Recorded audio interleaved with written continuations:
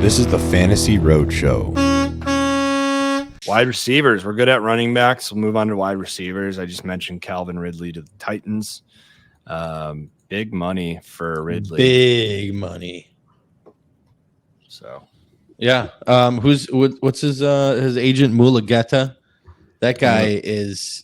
Are you okay with their calls? I'm putting my light back on for Shane. Okay. All right. And give it. Start the clock, Shane. About 12 minutes from now, that light will be falling back. And I want Shane O'Mac to be able to just see me for the second half of the episode. World of there difference. You go. All right. Yeah. So Calvin Ridley. I do think this helps this offense tremendously. The combination of DeAndre Hopkins and Calvin Ridley is a pretty good duo. And I think it really will help Will Levis, take that next step. And they're providing him the tools that he needs to succeed in the NFL. So we'll see if it works. My hopes aren't too high for the Titans as a whole this next season. So Shane, what do you got? I love the move for the Titans because, like you said, at this point, if you're going to push all your chips in on Levis, you got to surround him with what all you can offensively. So it's a perfect mood for him. Ridley's kind of like a 1A, great route runner, can line him up in any spot. I hate it from a fantasy value, though, for Ridley, just because I'm not as bullish on Will Levis. So I don't like it as for his fantasy value. I'll be ticking him down a little bit. Great point. I agree with you. Yeah, I don't know. I'm not a huge believer in the Titans, but they're trying to make moves and they're putting pieces in front of Levis to figure out, is this our franchise guy? Callahan's had a lot of success in developing quarterbacks, so they have the pieces in place to try to make moves. It wouldn't surprise me if this is a team that, late in the season is a win or two away from winning the division, just because there are actual weapons there. Now, do I think they're going to succeed? My answer is no, but they're not super far off just by how many people they're bringing in, and they're going for it, which I respect. Yeah, absolutely. Keenan Allen to the Bears. That happened last night. Literally, I was about to get into bed, and that news came through, and I'm like, gosh, it probably lost me an hour of sleep. But I didn't sleep at all last night. Keenan freaking Allen is on a team that the world knows as the Bears. It happened, dude. Keenan Allen's been on the Chargers since they were in San Diego. He was on the San Diego Chargers for 4 years. This guy I thought would be a Chargers lifer. They cut Mike Williams. To me, that made it seem like, oh, okay, well, Keenan's going to stay on the team. I didn't think he was obtainable. And the Bears go out and pull off a sick deal, sending a fourth rounder to the Chargers for Keenan Allen. And now we have DJ Moore and Keenan Allen. I'm going to say right now, the best wide receiver duo in the NFL. No. I couldn't be more excited. Yeah, yes, it is. Regardless of what you say, you can't convince me otherwise. They are the best duo in the NFL. Higgins is out from the Bengals. Probably he requested a trade. Jalen Waddle had a down year last year. Yes, they are.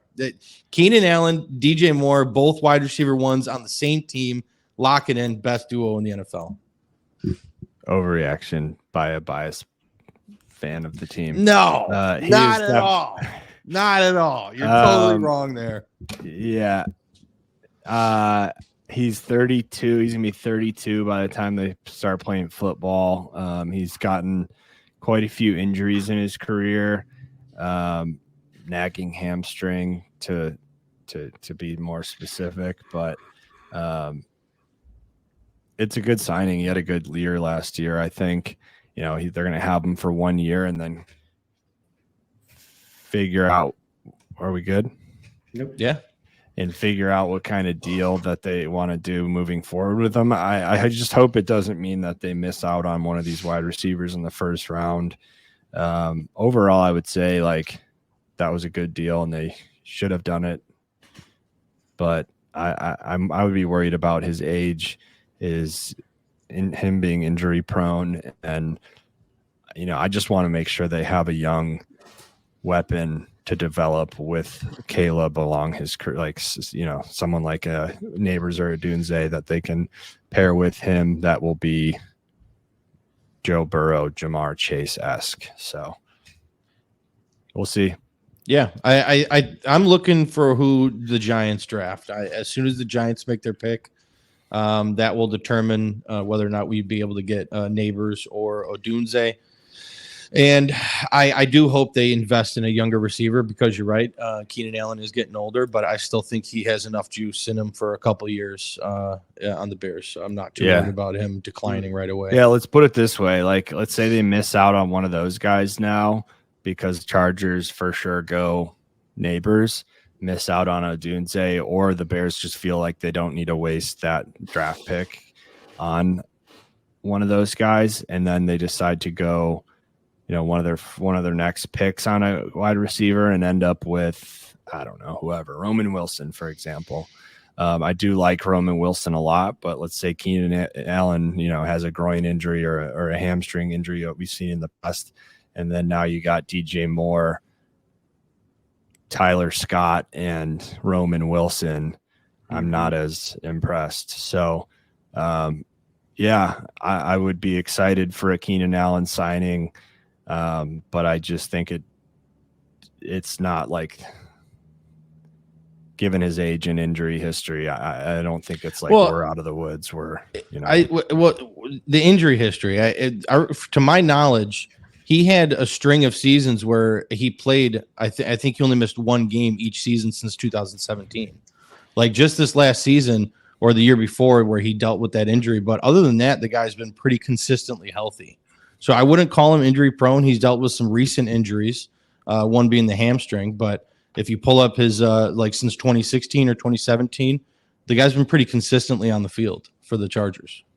Yeah, he missed, I think, the last 5 games this year. I think the value is played 13 games this year, played 10 the previous year, all 16 and 21, played 13 games the year before that, full season the year before that. So it's like every other season and the last 2.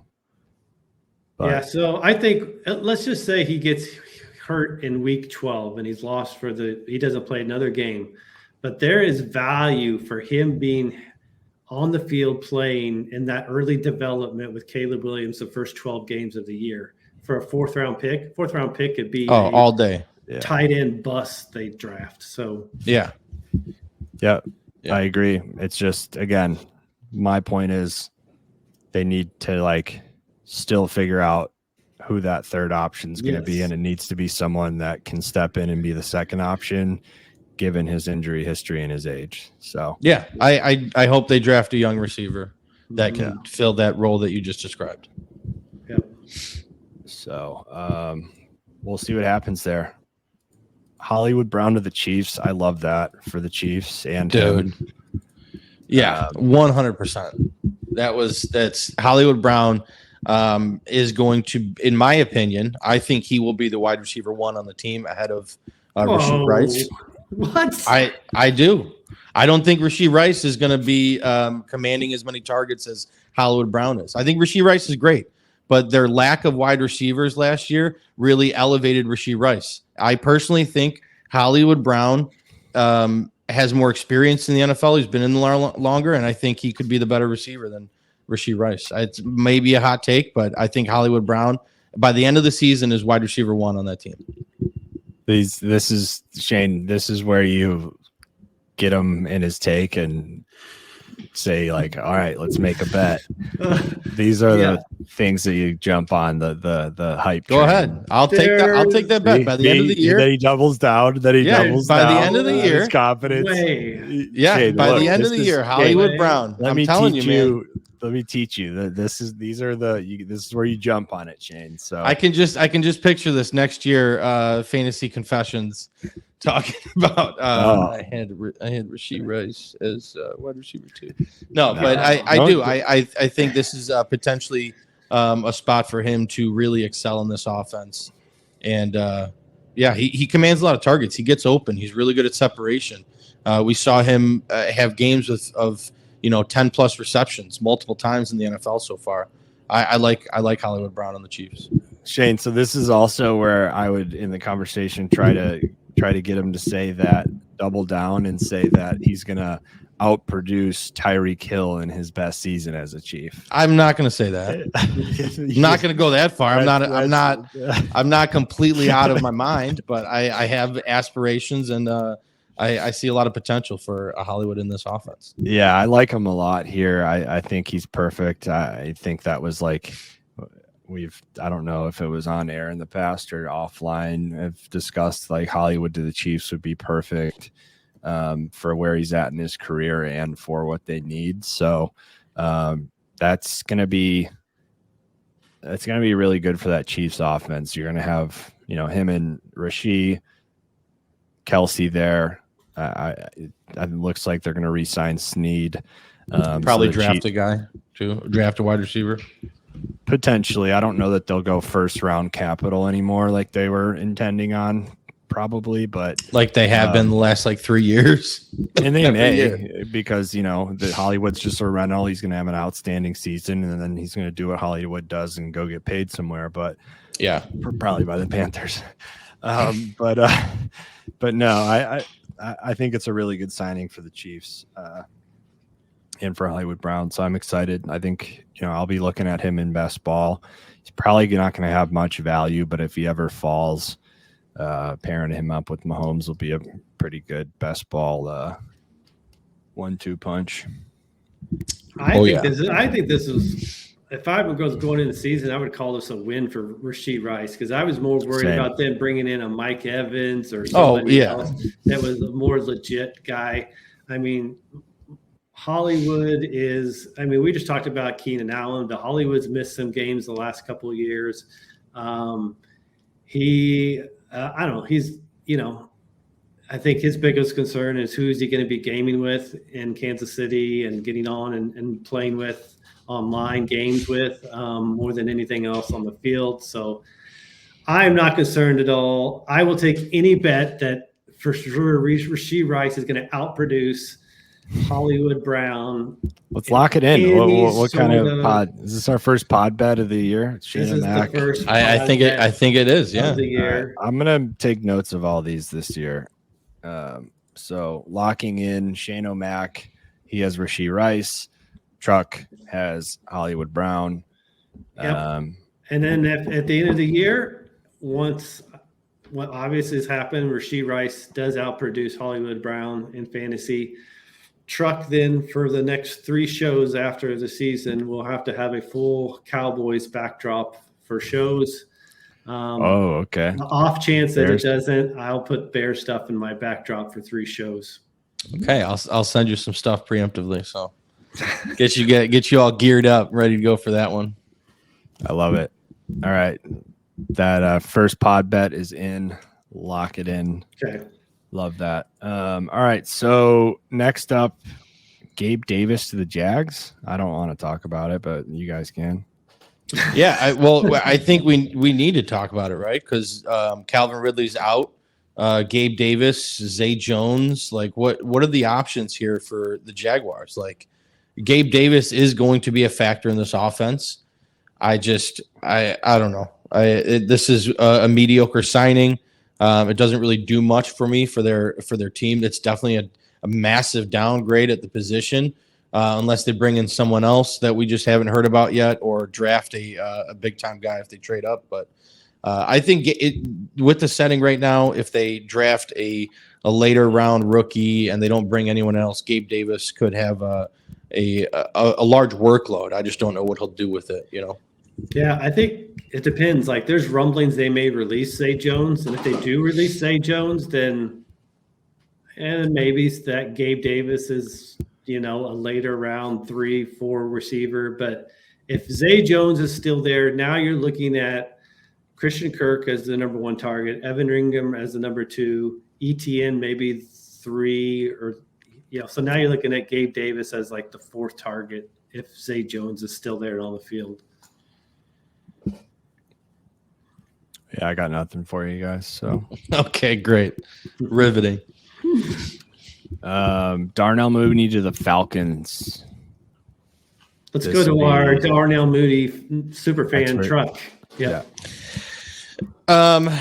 You know, here's the deal. Darnell Mooney,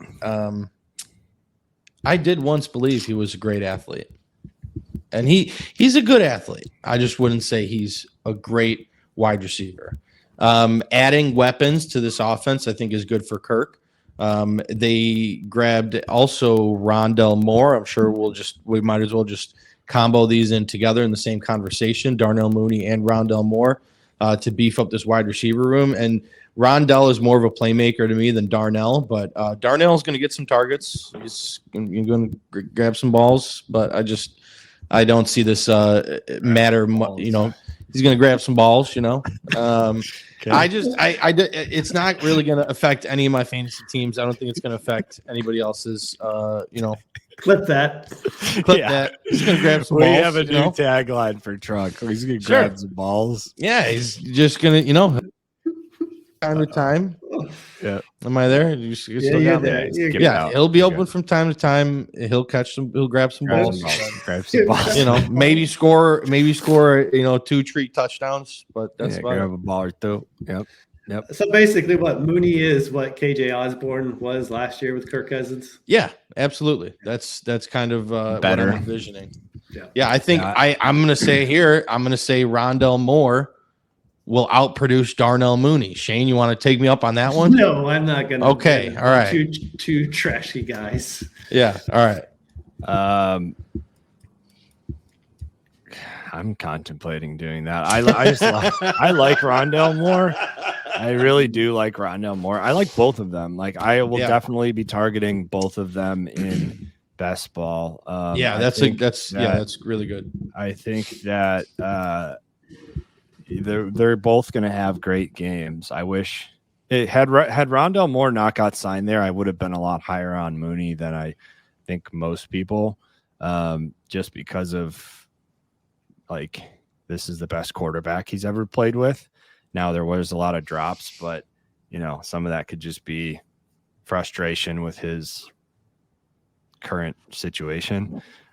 So, you know, he's going to be on a team where everyone's going to be getting fed. So if he kind of plays his best, I could see him having a really good season, but bringing in Rondell Moore, that takes away from him. So, you know, I'd probably lean to best ball for both of those guys. So that'll be someone to pair with Kirk on stacks there to keep an eye on him. Yeah, absolutely. Curtis Samuel to the Bills. Oh, I was hoping Curtis Samuel came to the Bears, but we got Keenan Allen, so I'm okay. Anyway, Curtis Samuel to the Bills, I think, is a great move. I think it provides a pretty consistent, you know, as someone that you can rely on in Curtis Samuel, and I think he, you know, could be a step up from Shakir last year, and you know, he's going to be involved quite a bit. Probably see 5 or 6 targets a game, and what he'll do with them. Just, he's not going to wow anybody. I don't think. What do you guys think?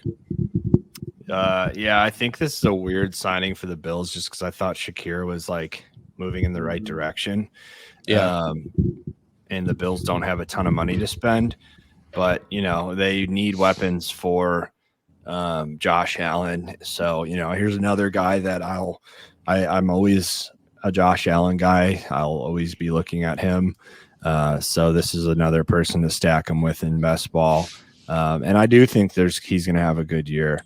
So, you know, it's just Bill's offense. It's never super consistent. I think Samuel's going to have some great games, and he's going to have some games where you don't see much of him. So, you know, that's becomes frustrating in redraft leagues, but for best ball, I certainly think he's, you know, worth an ad. Yeah, I agree. It was an odd signing. He feels a lot like Shakir. I mean, as the same similar type of player. And so, what Diggs is your number 1 target. Dalton Kincaid's your number 2. So I'm not too excited, even on the Josh Allen offense, about the number 3 target. But I mean, I would disagree with that in that, like, we've seen that player have really good seasons and games. Remember when Beasley like came out of nowhere and people were like adding him 7 like for crazy? 75 randomly. Yeah, he was involved. So like, I don't think he's going to be that guy because Kincaid is going to take a lot more of those like sure-handed type catches, but like Curtis Samuel could definitely be a way better version of Beasley than that. So I don't know. I agree, but I also think like that's why I'm saying best ball is because it's not going to be consistent, but he's going to have games that are outstanding and catch a touchdown and, you know, have that 775 and a touchdown. So yeah, I'm going to go out on a limb, Mike, and say a lot of our best ball teams are going to have Curtis Samuel on them because a lot of our best ball teams are going to have Josh Allen. Allen. Yep. Yeah, Curtis Samuel, we get that stack later on in drafts is probably something we're going to be looking at quite a bit. yeah, and Shakir, honestly.